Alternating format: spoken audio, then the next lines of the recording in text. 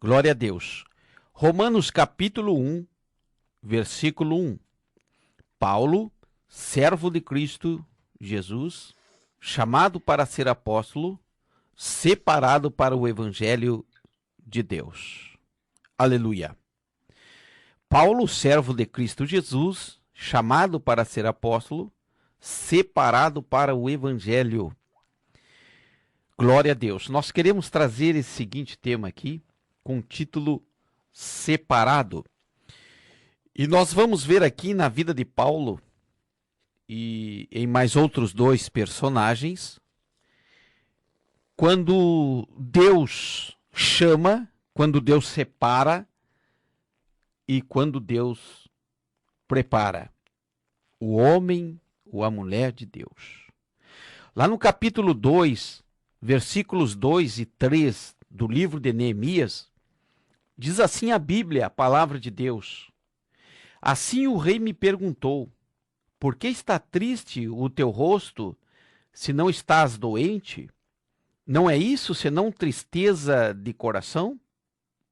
Temi sobremaneira, mas disse ao rei: viva o rei para sempre. Como não estaria triste o meu coração, estando a cidade, o lugar dos sepulcros de meus pais, assolada e tendo sido consumidas as suas portas pelo fogo? Aqui o livro de Neemias, e queremos trazer na qualidade de servo, Neemias, aleluia. Neemias, ele era copeiro do rei. E nesse capítulo 2, demonstra toda a tristeza, a angústia de Neemias, por saber que Jerusalém estava com seus muros caídos e com as suas portas, já nem mais tinha porta, com as suas portas queimadas. Era preciso fazer a reparação dos muros, era preciso fazer a reparação das portas, reconstruí-las e colocá-las de volta no seu lugar. Ao olharmos a vida de Neemias, nós vamos ver a vida de um servo de Deus, porque mesmo ele estando no palácio, ele estava muito preocupado com Jerusalém. Mesmo ele estando na fortaleza de Suzã, mesmo ele estando servindo a Artaxerxes, mesmo ele estando no conforto, ele estava muito preocupado com os muros e com as portas de Jerusalém. Neemias sabia que quando os muros estavam avariados, que quando os muros estavam derrubados, que quando já não existia mais portas em Jerusalém, Neemias entendia que Jerusalém estava fragilizada. Havia uma fácil acessibilidade de quem saía e de quem entrava. Havia ali uma falta de proteção, de guarnição. As coisas não estavam bem em Jerusalém e Neemias era copeiro do rei. Neemias, se ele fosse ser um pouco egoísta, Neemias diria o seguinte: eu estou aqui no conforto, eu não tenho nada a ver com isso, o problema não é meu, o problema é deles lá, que estão lá construindo, porque Esdras já fora na frente, mesmo assim ainda havia dificuldade, eles precisavam de reforços, eles precisavam de mais ajudas para recompor, para reconstruir, para trazer então a normalidade, os muros e as portas de Jerusalém. Neemias, se fosse alguém comum, se fosse alguém que só pensasse em si, ele diria: eu não tenho nada que ver, o problema não é meu, ele que se vire, ele que se lixe. Mas Neemias, mesmo estando no conforto, ele estava preocupado lá com Jerusalém, ele estava preocupado com a obra, ele estava preocupado com o que estava acontecendo lá em Jerusalém.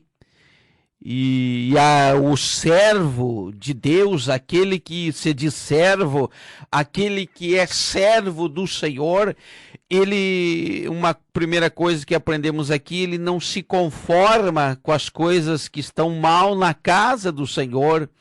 Ele não se conforma com a falta de crescimento na casa do Senhor. O verdadeiro servo do Senhor, ele é um inconformado, ele quer ver o crescimento da obra, ele quer ver as portas reconstruídas, ele quer tapar a brecha por onde está entrando o inimigo, por onde fica fragilizada a cidade, por onde fica fragilizada a igreja. Ele quer resolver, ele quer ajudar.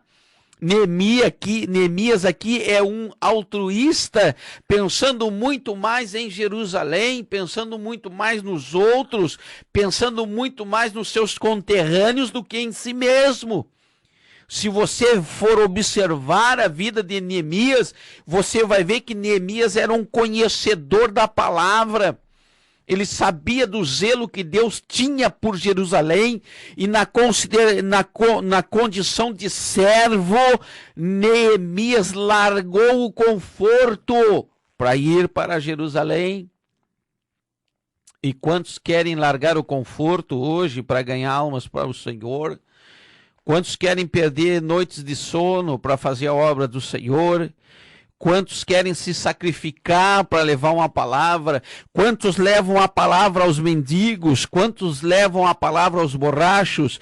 Quantos levam a palavra nos hospitais? Quantos fazem visitas? Quantos estão preocupados com os outros em favor da salvação alheia? Quantos, na qualidade de servo, Neemias estava pensando no bem dos outros? Aleluia.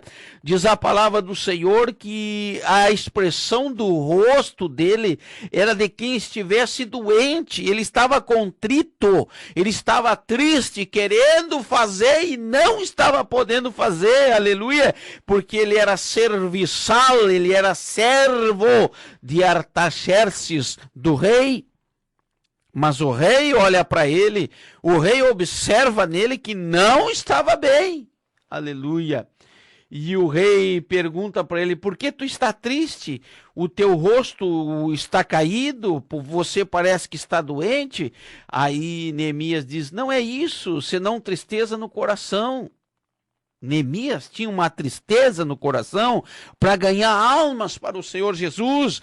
Neemias tinha uma tristeza no coração para que a casa, a sua cidade pudesse ser vitoriosa. Ele tinha uma tristeza no coração porque ele queria lá reconstruir os muros, ele queria ir lá e reconstruir as portas. Neemias queria ir lá e resolver o problema. Onde estava o problema? Aleluia. Disposto a largar o ar-condicionado, disposto a dar uma caminhada na direção de quem precisa, disposto a ir até o bairro, embarrar os pés, disposto a tirar R$10 da carteira e auxiliar alguém para comprar uma caixa de leite. Neemias estava disposto como servo em fazer a obra de Deus, a obra do Senhor. Aleluia. Esse é o servo. Como diz em Romanos, no capítulo de número 1, verso 1, Paulo, servo de Cristo, está aí a pessoa de Neemias, como um exemplo que larga tudo, larga o conforto, larga o palácio, larga a mordomia, aleluia, e vai fazer a obra de Deus. Não pense que é fácil reedificar muros, não pense que é fácil reconstruir portas. Aleluia. Toda vez que se constrói um muro, toda vez que se reconstrói ou se constrói uma porta, está se dizendo: aqui não, Satanás, aqui não, diabo, aqui tem limitações, você não entra aqui. E quando Neemias faz isso, Neemias está arrumando uma luta para ele, e quando vai lá se tapa a brecha, quando vai lá se salva almas, quando vai lá e se ganha almas, se arruma bronca. Aleluia. Mas Neemias estava disposto a largar o seu conforto e fazer a obra do Senhor. Na condição de servo, Neemias, agora eu quero te falar de alguém que foi chamado por Deus porque Deus é quem chama. Livro de Josué, capítulo 1, versos 1 e 2. Depois da morte de Moisés, servo do Senhor, disse o Senhor a Josué. Não foi ninguém que disse, ou qualquer um que disse, melhor dizendo, foi o Senhor a Josué, filho de Num. Deu até filiação, auxiliar de Moisés. Moisés, meu servo é morto. Levanta-te agora, passa esse Jordão, tu e todo esse povo, para a terra que eu dou aos filhos de Israel. Olha que honra! E aqui podemos observar a vocação de Josué, porque se você conhecer a história de Moisés, você vê Moisés diretamente ligado a Josué, Josué diretamente ligado a Moisés. Aleluia! Diga-se de passagem, Josué e Caleb foram um dos espias que foram lá em Jerusalém enquanto eles estavam acabaram de atravessar o Mar Vermelho ali em terra seca, enxutos. Moisés envia 12 espias e estava lá entre eles Josué e Caleb. Eles foram, espiaram a terra e só Josué e Caleb trouxeram uma novidade, inspirado por Deus, motivados por Deus, aleluia, e eles então incentivaram o povo a possuir a terra que Deus lhes dera. E Josué diz assim, se Deus deu, se Deus disse que ia dar, se Deus prometeu, certamente Deus nos dará. Eu creio que Deus chamou a Josué pela sua dinâmica, por ele ter falado essa palavra diante daqueles 3 milhões de pessoas. Se Deus disse que ia dar, ele vai dar. Eu creio que ali Deus começa então a olhar o chamado de Josué. Josué contempla as 10 pragas no Egito, Josué atravessa o Mar Vermelho, aleluia, Josué atravessa o deserto 40 anos, observando grandes e extraordinários milagres, a roupa não envelhecia, o sapato não gastava, maná do céu todos os dias, aleluia, água da rocha, tudo isso Josué viu, e toda vez que Moisés subia o monte, lá estava Josué, acompanhando o seu mestre, o seu tutor, o seu guia, o seu líder Moisés, aleluia. Eu penso que alguém, ou talvez muitos, quisessem que o líder fosse outra pessoa, mas o chamado estava na vida de Josué. Sabe por quê? Porque é Deus quem chama. Aleluia. É Deus que prepara o servo como preparou Neemias. É Deus que chama, aleluia, o homem como chamou a Josué. Não foi feita uma eleição, como lá na passagem da vara de Arão, aleluia, de Arão, melhor dizendo, que a vara de Arão floresceu. Não, senhores, aleluia, mas o próprio Deus é quem chama a Josué. Um vocacionado, um chamado.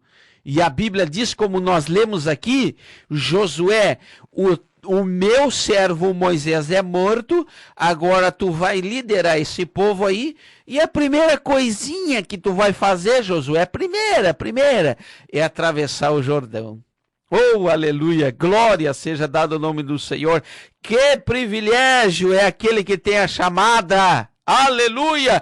Que privilégio é aquele que tem o chamado de Deus. Deus, além de vocacioná-lo, Deus garante o milagre através do ministério do homem que é chamado por Deus. Aleluia! Josué atravessa o Jordão, diz a Bíblia que quando então os sacerdotes molharam os pés carregando a arca da aliança, o Jordão se deteve. Oh, aleluia, num único montão. Israel passou também o Jordão em seco. Através do grande general Josué, homem chamado por Deus, preparado por Deus. Aleluia! E o nome de Jesus é glorificado no servo e naquele que tem o chamado. A terceira palavra que encontramos em 1 Romanos, capítulo 1, verso 1.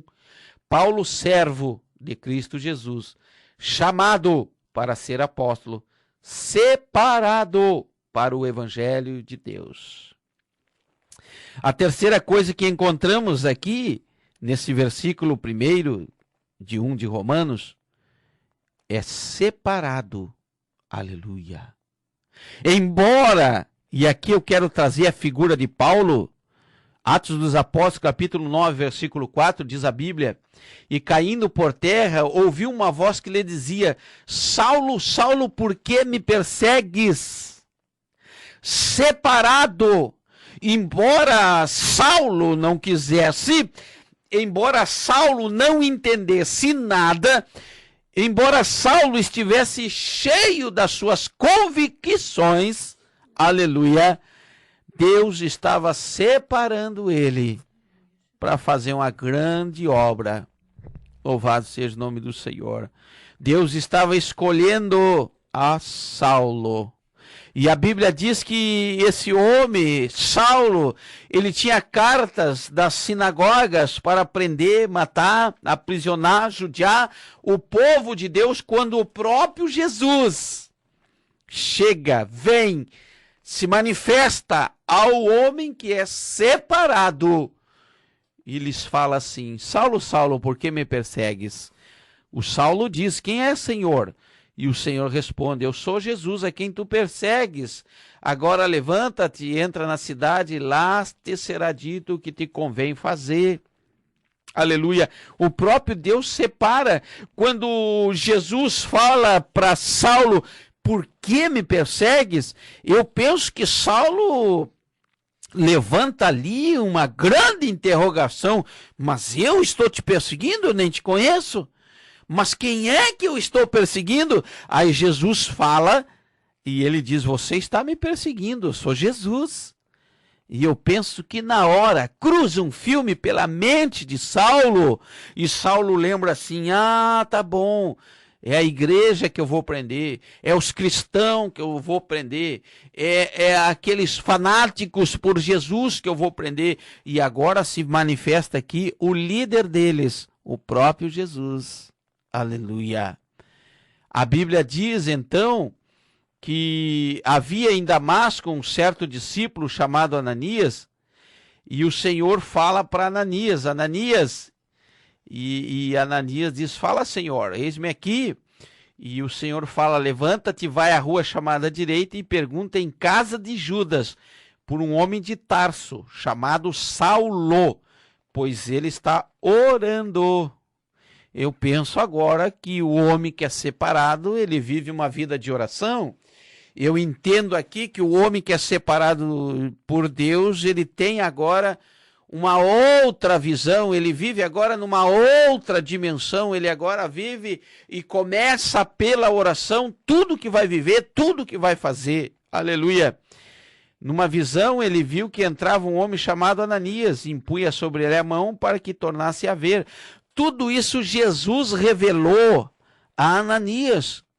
E Ananias no 13 e no 14, Ananias resiste, porque Ananias apresenta a Jesus tudo aquilo que Saulo fez, tudo aquilo que Saulo estava fazendo, dá o currículo negativo de Saulo. Aleluia. E eu passo a contextualizar aqui e dizer que Jesus sabia muito bem o que Saulo fazia. Mesmo estando equivocado, mesmo estando errado, mesmo perseguindo a igreja, tudo que Saulo fazia, ele pensava estar certo. Aleluia. Ele tinha convicção que estava certo. No entanto, estava errado e precisou ter um encontro com Deus para conhecer a sua nova realidade. Entra em oração. E a Bíblia diz que Ananias vai lá. E a Bíblia diz que Jesus fala para Ananias: este é para mim um vaso escolhido. Vaso escolhido, vaso separado. Aleluia. Louvado seja o nome do Senhor. E se formos observar a vida de Saulo, que no Atos dos Apóstolos começa a narrativa do capítulo 13, chamando Saulo e Barnabé, depois Barnabé e Saulo em seguida, antes de terminar o capítulo 13, termina falando Paulo e Barnabé, e do 14 em diante nunca mais se fala em Saulo. Aleluia. Porque agora ele é transformado num homem separado para fazer o evangelho. E o homem separado para fazer o evangelho vive uma vida de oração. E o homem separado por Deus, aleluia, é um homem escolhido, onde Deus opera sinais, maravilhas, onde Deus garante a separação. Aleluia. Servo, chamado e separado para o evangelho. Neemias, o exemplo de servo, Josué, o exemplo de chamada, e Paulo, o exemplo de separado. Tudo isso para fazer a obra de Deus. Aleluia. Eu creio que nessa hora, aleluia, alguém que pensa nos outros mais que a si mesmo, esse tem uma chamada, esse é servo. Eu penso que alguém que segue o seu líder com zelo é um vocacionado, tem uma chamada. Eu penso que aquele que mesmo que de uma certa maneira pensa em acertar, mas está sempre errado, aleluia, e que precisa do encontro com Deus, é um separado. Aleluia. Servo, chamado e separado para o evangelho. Entenda, Jesus Cristo te chama de servo, de chamado e de separado. Receba essa palavra aí, em o nome de Jesus.